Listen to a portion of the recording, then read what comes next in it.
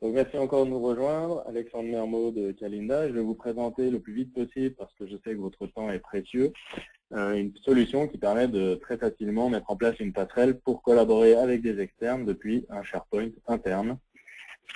Déjà quelques mots pour nous présenter. Calinda, donc on existe depuis 2007, une société française, avec des clients un peu partout dans le monde, et une mission qui est de rendre plus productive la collaboration en entreprise. Donc on a des plateformes qui permettent de rendre finalement la collaboration aussi simple et agréable que le social, comme on le trouve sur Internet, mais aussi efficace et productif que l'est la collaboration en entreprise. Et notamment, on a beaucoup travaillé sur l'intégration du collaboratif avec les outils de communication comme le mail, et on a un brevet international sur une technologie de traçabilité des mails très performant. Donc ça nous a fait repérer par Microsoft en 2009. Et depuis, ils nous ont fait rentrer dans des programmes de partenariat assez sélects, comme BizSpark1. On est aussi identifié par Gartner comme un acteur très innovant au niveau mondial. Et puis parmi nos clients, donc on a des clients de très grande taille qui équipent des réseaux sociaux, groupes complets, comme chez Orange, où il y a 200 000 salariés qui utilisent le réseau social groupe basé sur nos produits, ou bien des intranets communautaires, intranets sociaux en interne et en externe, comme Technicolor, Accès Autoroute, le groupe SEB, c'est souvent aussi dans des projets d'innovation. Et puis des clients qui utilisent Business Guest pour travailler avec des externes, donc essentiellement avec des usages tournés vers l'extérieur. On a 3 solutions au-delà de Business Guest, donc, qui permettent de travailler avec des externes depuis SharePoint en un seul clic, que je vais vous présenter aujourd'hui.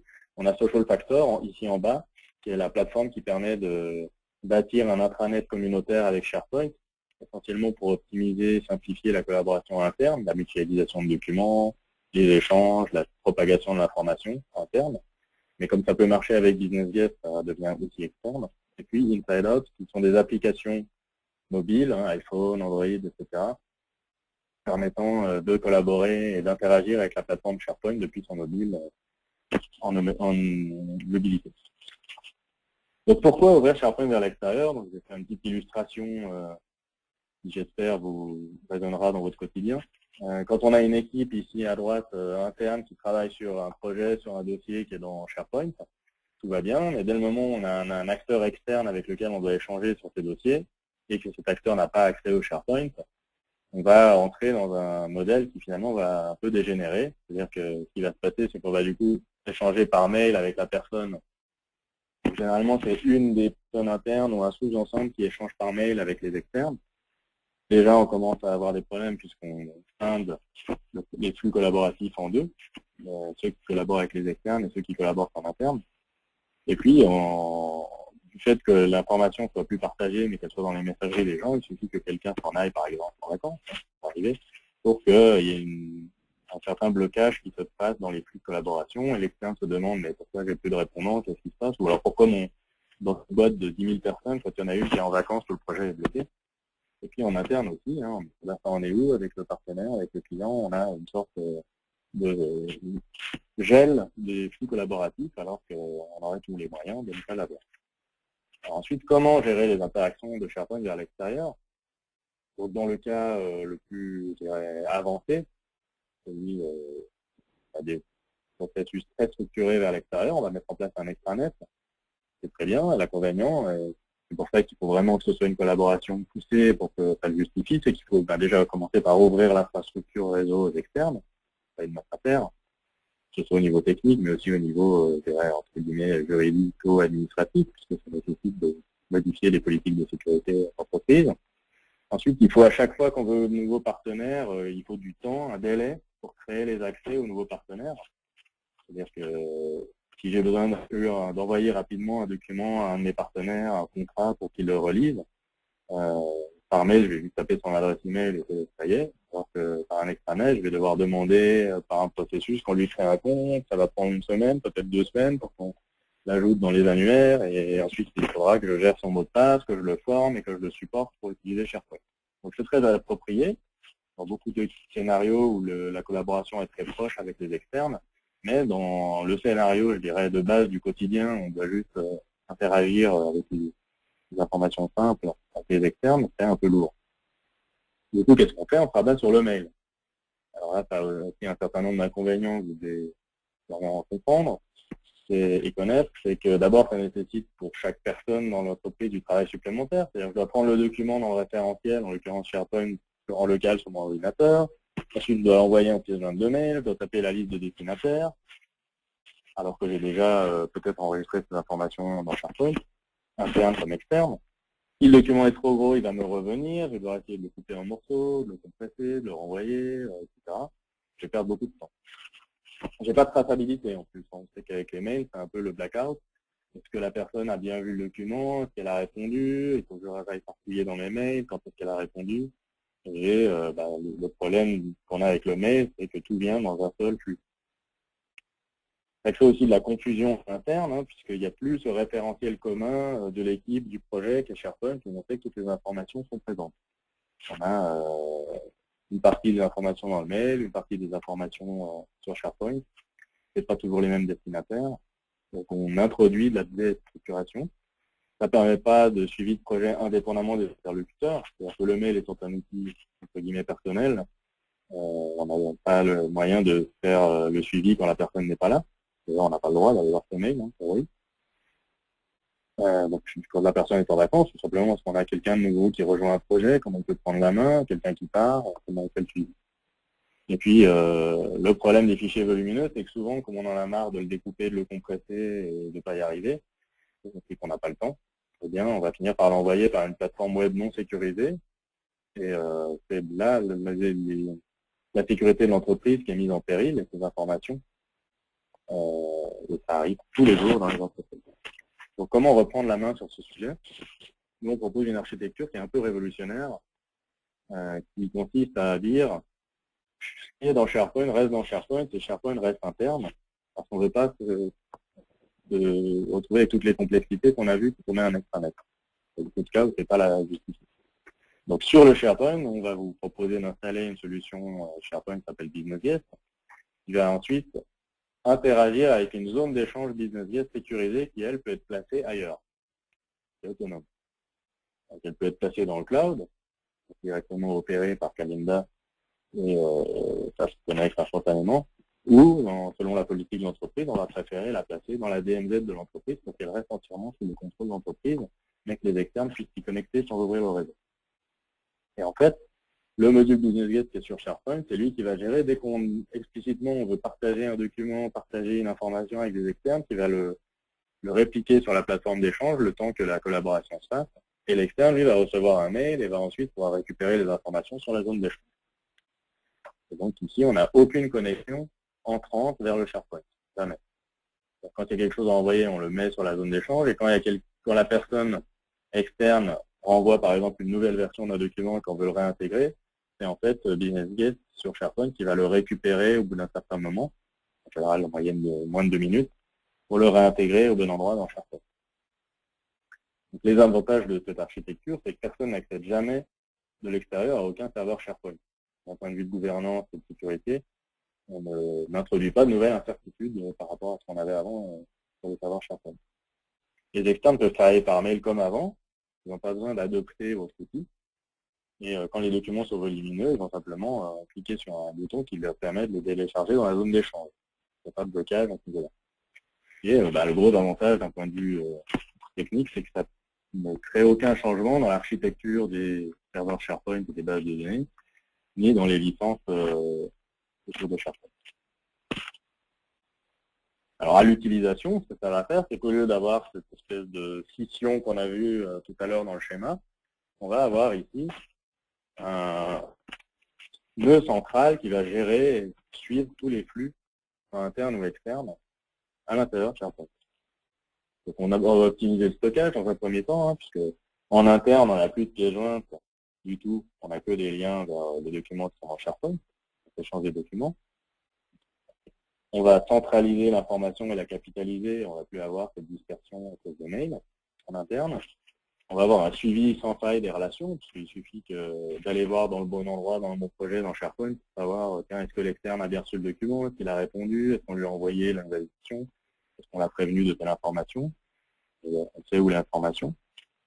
Et la sécurité est entièrement maîtrisée et à la main de l'entreprise. Et on n'est plus dépendant, tributaire de l'utilisation de plateformes externes qui ne sont pas validées, pas sécurisées. Voilà, j'espère que tout va bien au niveau du son et de l'image, et si ce n'est pas le cas, faites-moi signe. Et puis j'espère aussi que le contenu vous convient et correspond à vos attentes. Le déploiement de Business Guest. Attendez, je vais d'abord faire la démo avant de parler du déploiement. Donc là, je vais aller sur un SharePoint, en l'occurrence 2013. Normalement, vous devez voir mon écran SharePoint 2013. Ça marche également sur SharePoint 2010. Là, on a une plateforme qui est installée en anglais, malheureusement. Ça marche aussi en français, je précise. Comme c'est la nouvelle plateforme 2013, elle est encore en anglais. Et donc ici, j'ai pris un exemple, un cas classique d'un site SharePoint où une équipe de l'entreprise gère ses contrats fournisseurs. Et là, j'ai simplement activé Business Guest, qui est une fonctionnalité qui s'active sur n'importe quel site SharePoint. Et à partir de ce moment-là, j'ai la possibilité de partager avec des externes, soit des documents, soit des messages, et de les tracer à l'intérieur de SharePoint. Ça peut être aussi en interne uniquement. Prenons un exemple. J'ai ce contrat avec un des fournisseurs, puis j'aimerais le rediscuter pour faire un avenant, pour faire une modification. Donc je l'ai peut-être mis à jour ici dans SharePoint, on l'a validé en interne, et maintenant je veux l'envoyer au fournisseur en question pour qu'il puisse me faire ses retours ou me le valider. Donc en fait, ce que je vais faire simplement, c'est que je vais cliquer sur le document, et je vais pouvoir faire partager avec des personnes externes. Voilà.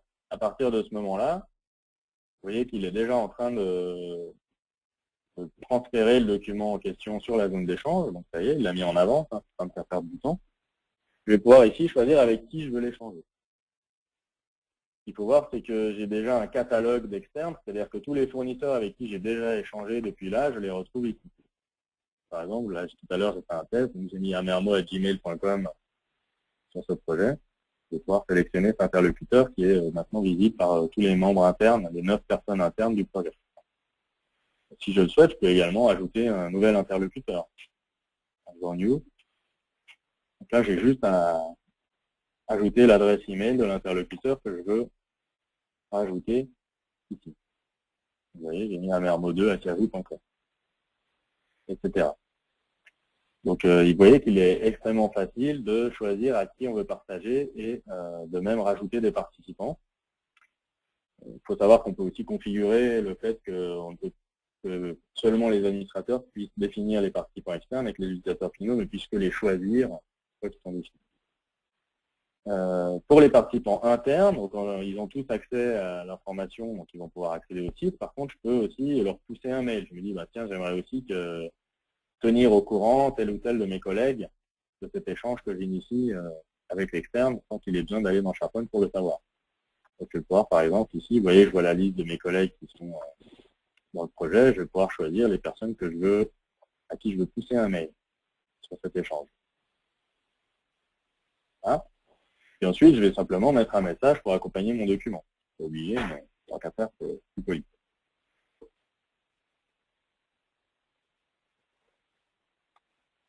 Bonjour, chers partenaires, pourriez-vous valider la proposition d'avenant? C'est pas besoin de mettre de signature, car je sais que Business Guest va me mettre automatiquement la signature qui est dans SharePoint. Et là, j'envoie. Je clique Send, et là, ça envoie à mes deux interlocuteurs du partenaire et aux 2 personnes internes que j'ai sélectionnées.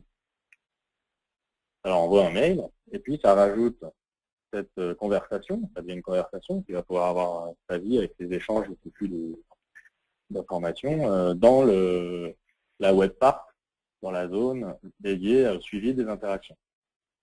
Vous voyez, je vois que Ben Spain, c'est moi, a envoyé à amermo@gmail.com et à amermo2@yahoo.com le document, le contrat, avec ce message. Maintenant, si je vais dans la boîte Gmail, par exemple, je vais pouvoir ici, donc maintenant je suis amermo@gmail.com, je vois que Ben Spain, c'est donc l'utilisateur, mon client, en fait, je suis le fournisseur, m'a envoyé un document, contrat, etc. Vous voyez, on a un format de mail assez ergonomique qui permet d'annoncer à la personne que Benspain a utilisé un outil pour envoyer un document depuis cette plateforme, qu'il suffit de répondre au message pour lui répondre, et que les pièces jointes que je mettrai seront également prises en charge. Là, j'ai le lien pour télécharger le document, et le message. Bonjour, cher partenaire, pourriez-vous valider la proposition d'avenant ci-jointe cordialement, Benspain. Ça, c'est la signature qui est générée automatiquement. Et là, je vois les destinataires du message. Parce qu'il faut que je sache qui va recevoir quand je réponds. Voilà. Donc là, je vais ouvrir le contrat qu'il m'a envoyé. Donc là, ça me télécharge depuis la zone d'échange, pas depuis SharePoint. Ça me l'ouvre en local. Je vais faire une modification mineure, par exemple passer le titre en jaune. Là, je vais le sauvegarder en local sur mon bureau, par exemple, ou dans le dossier du client. Et puis, je vais lui répondre, comme d'habitude. Donc ici, je clique répondre dans ma messagerie. Donc là, j'ai pris Gmail, mais vous verrez un exemple avec Outlook également. Donc je réponds, cher client, voici une version très légèrement révisée. Pour nous, c'est prêt pour signature. Il met son message, il n'oublie pas de mettre la pièce jointe.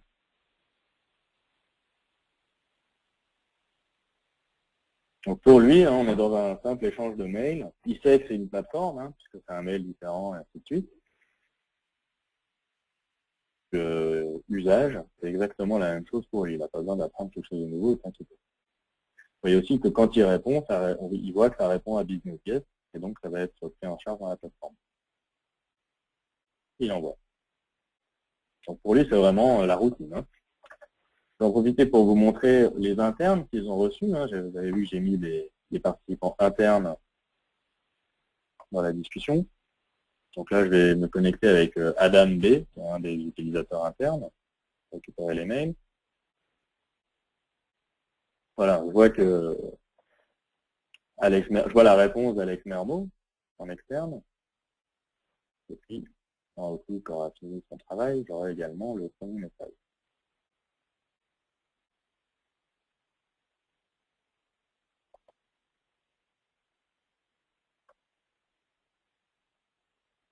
Et voilà. Donc on voit le premier message, Benspain, document, etc. Donc j'ai à peu près le même message que pour l'externe, avec des explications un peu différentes, puisque c'est notre plateforme collaborative. Donc là, c'est Benspain, partager et discuter un document avec des partenaires externes depuis notre plateforme collaborative, répondez simplement au message, etc. Donc, j'ai des boutons supplémentaires, c'est-à-dire que moi, en tant qu'utilisateur interne, je peux couper le flux de mail pour consulter les échanges seulement dans SharePoint. Je peux aller voir la conversation dans SharePoint, je peux récupérer tous les documents en fichier joint, parce que là, 0 pièce jointe en interne, et que des liens vers SharePoint. Et puis, j'ai le message, etc. Je peux aussi, vous voyez, je peux visiter le site contrat fournisseur dans SharePoint. Je peux aussi poster un message dans contrat fournisseur directement.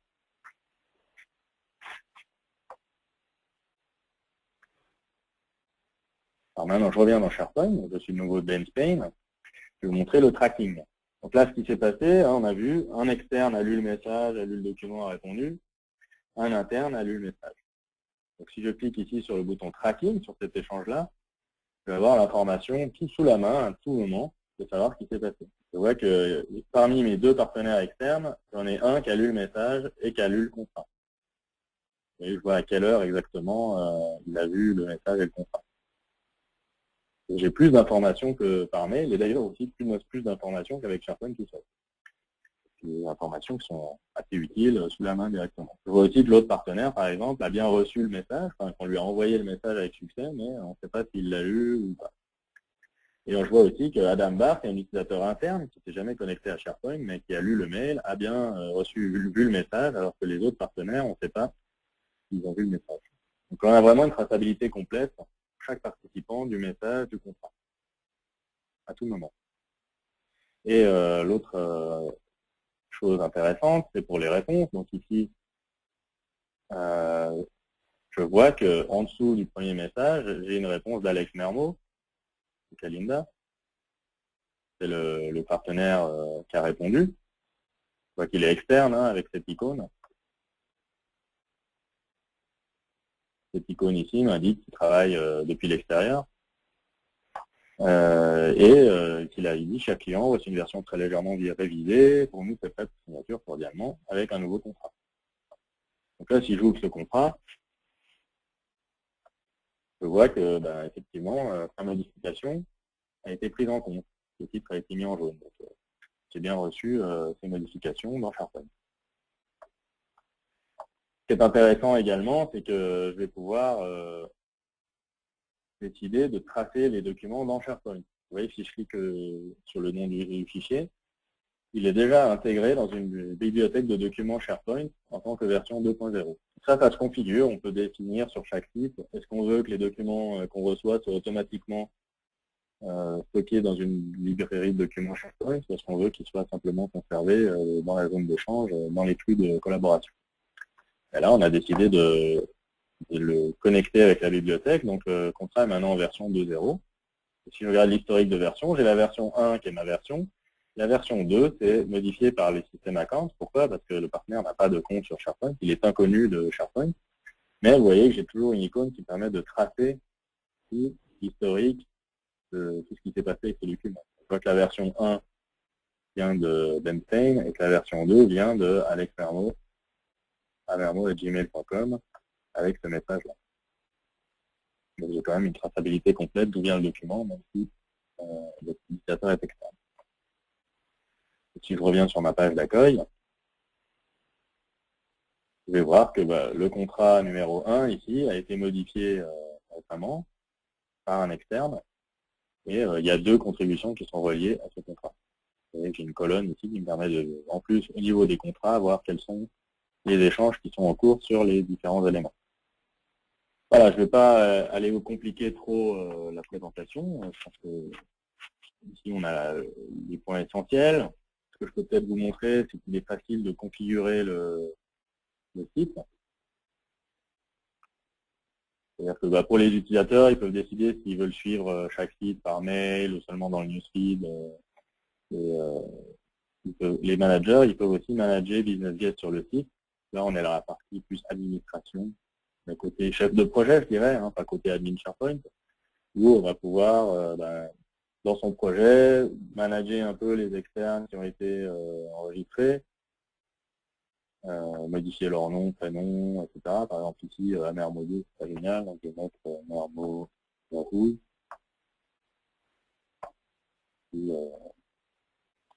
Voilà. Donc, je mets un petit peu à jour le catalogue d'externes qui est sur ce site contrat fournisseur. Je peux aussi mettre à jour à quel participant interne je veux donner accès à cette fonctionnalité. Et puis, c'est ici que je définis le tracking. Hein. Est-ce que je veux traquer les documents que les externes envoient dans une bibliothèque SharePoint ou simplement les garder dans Business. Voilà, c'était juste pour vous montrer un peu la souplesse au niveau administration. Si vous avez des questions sur la démo, levez la main. Maintenant que je suis dessus, je peux facilement le faire, ou sinon je prendrai des questions orales à la fin également. Je ne sais pas comment on va me signaler qu'on lève la main. J'espère que vous avez tout compris à ce que j'ai montré, que vous avez bien vu. Donc maintenant, le déploiement, c'est vraiment très simple, c'est-à-dire que vous pouvez même le faire vous-même. Hein, allez sur business-guest.com, télécharger le package d'installation en version d'essai de 30 jours.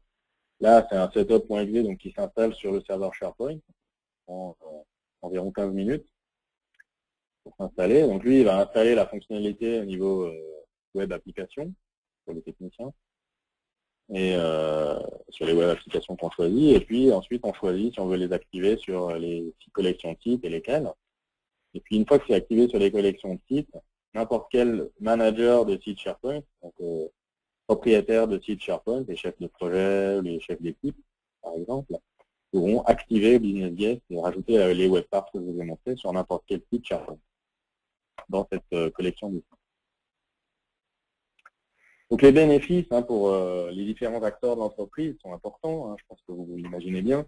Donc déjà pour les dirigeants, pour l'entreprise elle-même, on voit bien qu'il y a une dimension décisionnelle qui est servie par cet outil. C'est-à-dire que cet outil de mesure, de contrôle, de suivi, ou un point central, même pour une entreprise très grande, on va avoir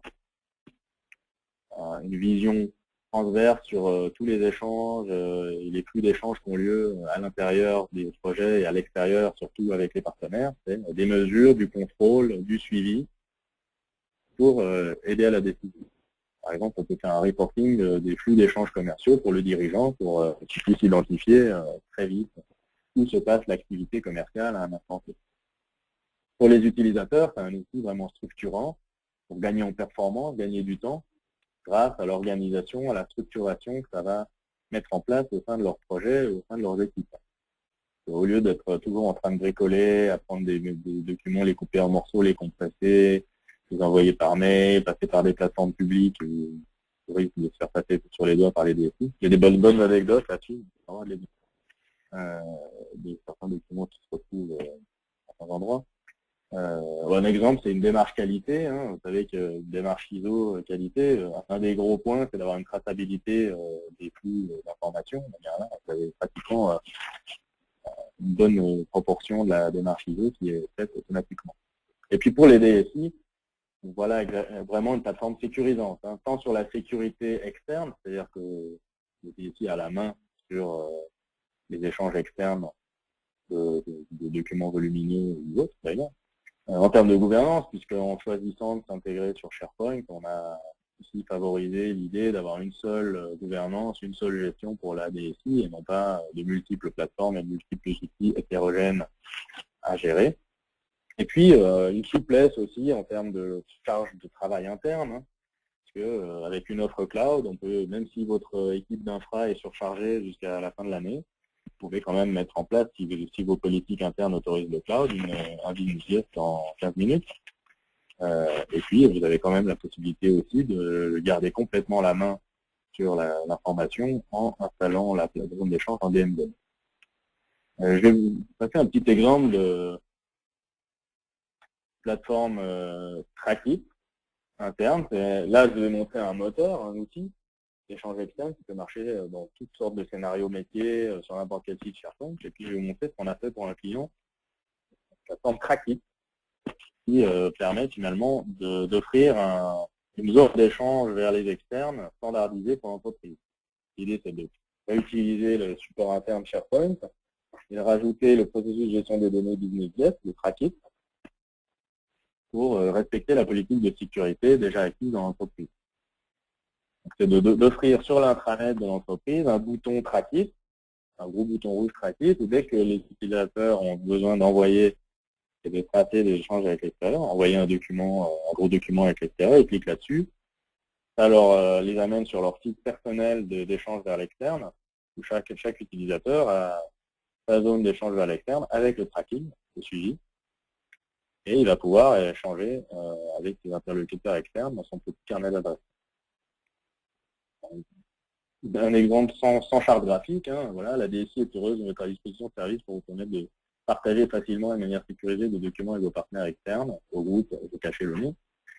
Donc on retrouve ici BusinessJet en fait, avec la phase de tous les échanges, le suivi, tracking, ça s'appelle suivi, on retrouve que ça marche bien. La bibliothèque de documents, que la personne peut gérer comme elle veut, c'est du SharePoint aussi.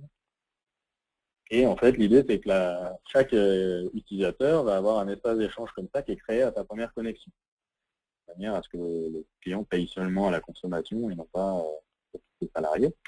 La première connexion sur Trackit, il y a une petite vidéo qui explique à l'utilisateur comment ça s'utilise, et pendant ce temps, en fond de tâche, on crée son environnement sécurisé. C'est-à-dire qu'on crée un site ou une collection de sites avec sa propre bibliothèque et son propre BusinessJet.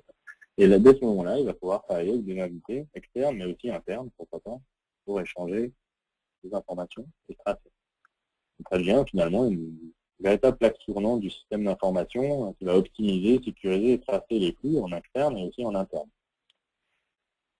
Et d'un point de vue informatique, c'est la gestion des comptes utilisateurs externes, vous avez vu comment ça se fait. Il n'y a rien de plus simple pour chaque utilisateur d'ajouter ses interlocuteurs et de les gérer. Et puis la DSI a un contrôle sur la liste complète de tous les utilisateurs que tout le monde a ajoutés, qu'il y a des échanges, etc. pour les gérer également. Les traitements de fichiers volumineux, évidemment, à gérer. Toutes les confidentialités sous contrôle. On sécurise les échanges et les traitements externes. On va avoir le tracking des flux soit pour le dirigeant, pour l'utilisateur qui a besoin de savoir si mon partenaire a lu les documents, etc. Et pour l'IT, de savoir quels sont les flux de sécurité au sein d'une équipe, pour un utilisateur, pour un projet. Tout est gouverné et administré avec la même technologie que SharePoint et avec une charge de travail infra réduite, puisque si on met ça dans le cloud, au niveau infra, c'est invisible.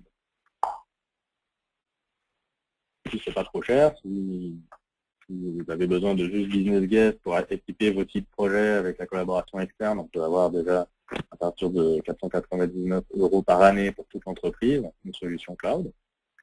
Et la plateforme Trackit, ça peut démarrer dès environ 5 000 €, 4 990 € pour toute l'entreprise sur une plateforme Trackit. Je vous propose d'essayer gratuitement Business Guest sur le site businessguest.com, sur vos plateformes SharePoint, pour voir si ça marche, comme vous voulez dans vos projets. Voilà, j'espère que je vous ai pas pris trop de temps. Je retrouve le webinaire, voilà, donc il est 17h06. Donc j'ai pris un petit peu plus d'une demi-heure de votre précieux temps. J'espère aussi que j'ai été clair et que vous avez vu là quelque chose qui peut ouvrir des opportunités. Si vous avez des questions, je vais ouvrir maintenant les micros, si vous avez commencé. Et je serai avec joie à votre disposition pour échanger.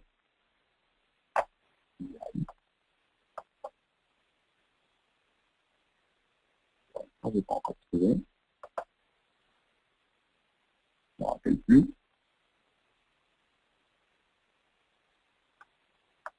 Et là,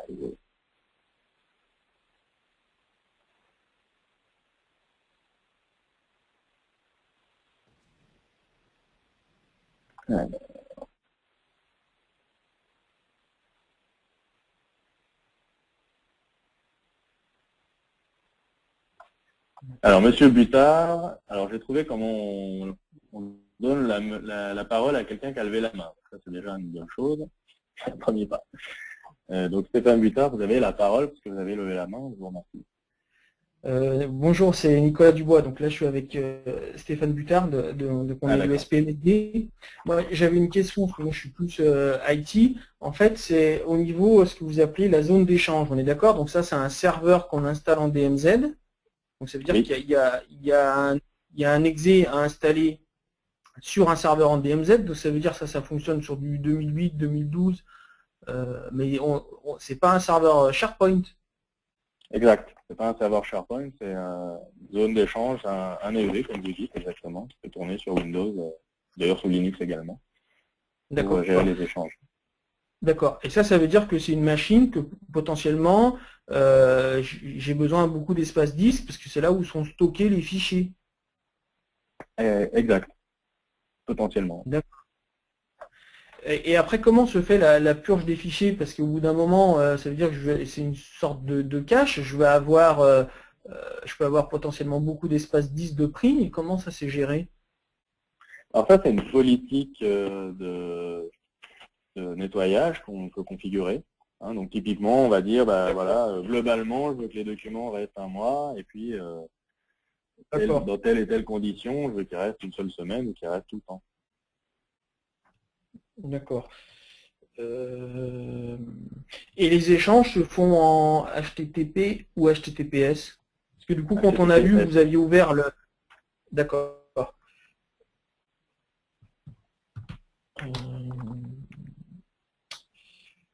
D'accord. Et donc, c'est une machine... Pour que tout le monde comprenne, c'est donc un protocole sécurisé encrypté. Hein. C'est-à-dire que les externes travaillent de manière encryptée avec la zone d'échange. Et les internes aussi, d'ailleurs. D'accord. Donc on est d'accord, ça ne se base pas du tout sur la fonctionnalité d'incoming email de SharePoint. On n'a pas besoin de l'activer. Non, aucun lien, non, pas du tout.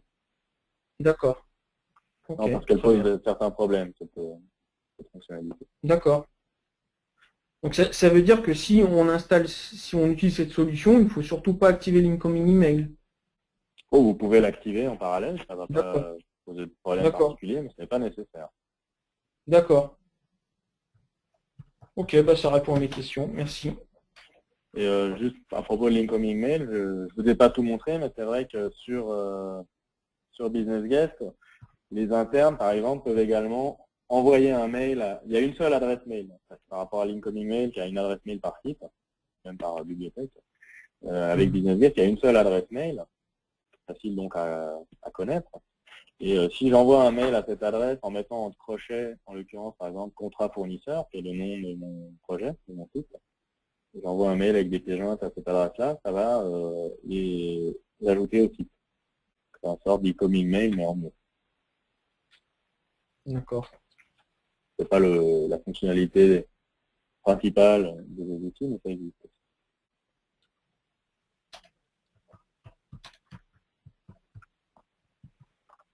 Merci, Monsieur Dubois, pour vos questions. Et alors, est-ce qu'il y a quelqu'un d'autre qui aurait une question? Je vais essayer de rétablir le son de tout le monde. Je crois qu'il faut que je le fasse un par un. C'est mieux quand même.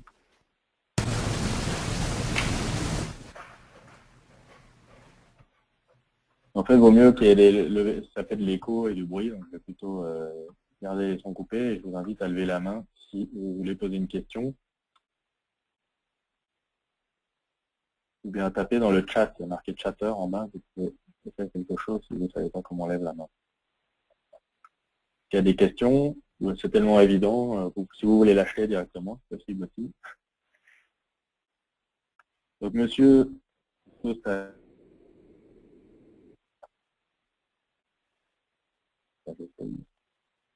voilà. Oui, bonjour, je suis Ernesto Sossavi, conseiller général de Seine-et-Marne. Oui, bonjour. Bonjour, j'aurais voulu avoir une information sur la confidentialité des fichiers échangés avec les externes, puisque ces fichiers sont hébergés dans une zone à l'extérieur, dans le cloud, je pense. Qu'est-ce qui me garantit que chez l'hébergeur, je dirais pour une raison ou pour une autre, quelqu'un d'autre, que mes interlocuteurs pourraient pas avoir accès à ce que j'échange avec mes externes? Oui, alors si c'est dans le cloud, effectivement, vous pouvez avoir seulement notre parole et notre contrat, que ce ne sera pas le cas. Oui. Maintenant, si vous n'avez pas confiance, il est également possible d'installer, comme on le disait tout à l'heure, la zone d'échange dans la DMZ. C'est-à-dire que là, dans ce cas, vous l'installez dans votre réseau, Oui. dans un lieu accessible en connexion par les externes, en HTTPS, idéalement. Comme ça, vous gardez la main dessus, c'est-à-dire que vos dispositifs de firewall, de détection d'intrusion, etc., verront tous les échanges qui se font. Ça vous permet vraiment d'avoir le contrôle dessus. D'accord. Nous, ce qu'on peut faire, c'est vous garantir qu'on a mis en œuvre tous les moyens nécessaires pour que la sécurité soit assurée. On n'a jamais eu de problème de sécurité, mais oui. Si vous voulez vraiment avoir le contrôle total, il vaut mieux l'installer dans notre propre zone d'échange, DMZ. Voilà. C'est pas qu'il vaut mieux, c'est que si c'est votre demande, c'est faisable. D'accord. Et j'aurais une autre question par rapport à la distribution. Nous sommes une collectivité, donc nous fonctionnons par marché public. Est-ce que vous êtes distributeur direct ou est-ce que vous avez des partenaires? On a des partenaires revendeurs qui peuvent revendre la solution. D'accord. Donc il faudra qu'on voit avec vous quels sont vos fournisseurs habituels et voir s'ils sont partenaires ou s'ils peuvent le devenir. Oui, bien sûr. Très bien, merci. Merci à vous. S'il y a d'autres questions, vous pouvez lever la main et poser les questions. Monsieur Limosin, je vous donne la parole. Oui, bonjour. Bonjour. En fait, la question a été déjà plus ou moins posée. Je voulais savoir si vous avez des prérequis un peu plus précis sur tout ce qui est hardware et software pour le serveur d'échange sans le mettre dans le DMZ. J'imagine que ça dépend un peu de la population. Oui, on a un document de prérequis qui est très précis. En fait, les points essentiels, c'est que les documents ne sont pas stockés directement en système de fichiers, mais sont stockés dans une base de données, qui peut être par exemple SQL Server ou une base de données qu'on peut fournir aussi, nous, avec les packages de zone d'échange. Les deux sont possibles, selon si le client souhaite maîtriser la base de données ou si au contraire il préfère faire ce souci de sa gestion. on a soit une base de données embarquée, soit on peut se connecter sur une base de données existante dans la DMZ. Ça, c'est le premier point. Les autres prérequis, donc en termes de système, c'est très souple, il n'y a pas de difficulté sur les prérequis. Prérequis important, c'est évidemment la connexion avec la messagerie. C'est assez peu intrusif par rapport à d'autres mécanismes. Ce qui est nécessaire, c'est que la zone d'échange puisse se connecter à une boîte mail qui lui est dédiée, une seule, hein, une boîte mail, pour tous les projets, pour tous les sites SharePoint, qui est dédiée à la zone d'échange, et qu'elle puisse s'y connecter pour envoyer les mails et pour recevoir les mails par les protocoles standards. Donc, par exemple, SMTP, SMTP-S, IMAP, IMAP-S, POP3, POP3-S, ou pour Exchange, les protocoles standards d'Exchange. Voilà, c'est le point le plus critique en général, c'est qu'il faut voilà, que dans d'infra, il y a une boîte mail qui soit spécifique. D'accord, il faut créer une boîte mail dédiée à l'application. Voilà, et quel est le droit d'échanger avec l'extérieur, etc. Bien entendu. Ok, merci. Mais on vous enverra les prérequis complets. Ouais. C'est très clair. Très bien. Merci. C'est bon. Il y a d'autres questions? Levez la main, n'hésitez pas. Ou des remarques, hein, si vous trouvez ça pas terrible, ça nous permettra de l'améliorer, ou bien si vous trouvez ça génial, ça nous fera toujours plaisir. Alors, Monsieur Astier, je vous donne la parole tout de suite. Bonjour. Oui, bonjour. J'aurais deux questions à vous poser. La première, au niveau de la plateforme d'échange, est-ce que sa configuration est totalement indépendante de l'architecture serveur de SharePoint? Oui, tout à fait. C'est-à-dire que si on a une architecture multitiers assez complexe, ça change en rien au niveau de la plateforme d'échange? Non, ce qu'il faut, c'est que les web front-end SharePoint utilisés par les utilisateurs où il y a Business Guest puissent se connecter en HTTPS à la zone d'échange. C'est ça le lien. Mais pas de, la zone d'échange n'est pas intégrée, si vous voulez, dans la plateforme, dans l'architecture système de SharePoint. D'accord, donc elle est liée. De la ferme, etc. D'accord. Donc elle est liée directement au front-end web. Oui. D'accord. Et une deuxième question, au niveau du prix de la licence. Dans un scénario sur site, est-ce que le prix de la licence que vous avez indiqué est dépendant du nombre de serveurs SharePoint ou pas du tout? Non, c'est pas dépendant du nombre de serveurs SharePoint, c'est uniquement dépendant du nombre d'utilisateurs. D'accord. Et le prix de la licence que vous avez indiqué, en fait, correspond à quel nombre d'utilisateurs? Celui que j'ai indiqué de 499 € par année, ça correspond à un service ou un projet de 25 utilisateurs internes. Vous pouvez échanger avec 25 utilisateurs externes. D'accord. Et le second prix que vous avez indiqué dans une solution interne? Oui, la plateforme Trackit. Oui. Donc là, le prix que j'ai indiqué, c'est un peu le prix de départ pour une centaine d'utilisateurs Trackit internes. Une centaine d'utilisateurs internes. Oui. Et on ne limite pas les externes. Et les externes ne sont pas limités. D'accord. Très bien. Merci, Monsieur Astier. Merci beaucoup. Merci. Oui, une autre question, excusez-moi. Non, je croyais que vous aviez une autre question. Merci. Je vais repasser la parole à Monsieur Limousin. Oui, merci. C'était pour... j'ai vu, à un moment dans la démonstration, on voit que les échanges qui sont faits par mail passent dans la newsfeed, sont affichés dans la newsfeed. Je voulais savoir si c'est une newsfeed qui est dédiée à Business Guest ou est-ce qu'elle s'intègre à la newsfeed du site qui est fourni par SharePoint 2013. Non, aujourd'hui c'est un newsfeed, un affichage dédié Business Guest. D'accord. Voilà. Merci. Voilà, c'est clair. Merci.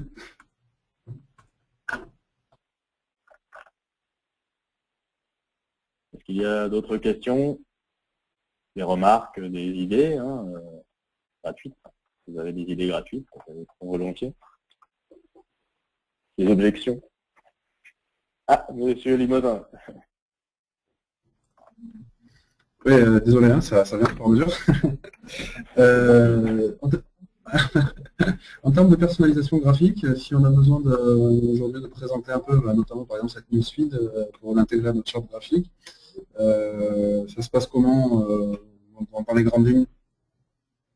C'est prévu pour, c'est-à-dire qu'en fait, il y a plusieurs niveaux d'intervention. S'il s'agit juste d'avoir à peu près le même look, et de changer les couleurs, donc là il y a des CSS qui sont prévus pour être modifiés, donc c'est presque instantané. Ensuite, s'il s'agit carrément de changer l'agencement des éléments, les boutons, etc., ce que nous avons, c'est une architecture à base de template HTML. On a un template qui est l'affichage des externes, un template qui est l'affichage des boutons d'action, un template qui est l'affichage d'un message, dans lequel on peut modifier l'agencement des choses, puis après on peut modifier l'agencement des templates entre eux, donc on peut vraiment tout reconfigurer. Pour les couleurs, c'est instantané, pour l'ergonomie, c'est faisable. D'accord. Et en ce qui concerne les messages, les internes ou les externes reçoivent, c'est aussi des templates de mail. Donc c'est facile à modifier, néanmoins ça demande quand même une certaine expertise parce que il y a besoin de respecter des règles assez complexes pour que ça soit pareil sur toutes les messageries. Vous savez, déjà sur les navigateurs c'est pas évident, mais alors sur les messageries, c'est encore une autre paire de manches. Donc là en général, le client va soit nous le confier, soit le confier à un de nos intégrateurs qui sont formés et avec notre expertise en deuxième niveau. D'accord. En tout cas, c'est prévu par l'application et c'est supporté. C'était un peu ça le sens de ma question. On n'est pas obligé d'aller bidouiller en cachette. C'est pas de la bidouille, c'est prévu, supporté et même commercialisé. D'accord. Très bien, merci. Merci.